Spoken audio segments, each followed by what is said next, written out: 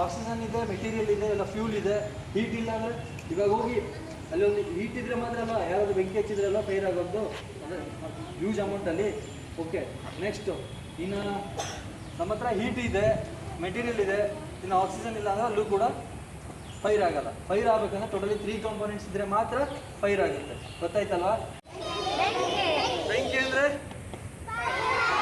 ಆಯ್ತಲ್ಲ, ಬೆಂಕಿ ಅಂದರೆ ಫೈರ್, ಫೈರ್ ಅಂದರೆ ಅದು ನೀವು ಹೇಳ್ತಿರೋದು ಟ್ರಾನ್ಸ್ಲೇಷನ್ ಇಂಗ್ಲಿಷ್ ಟು ಕನ್ನಡ.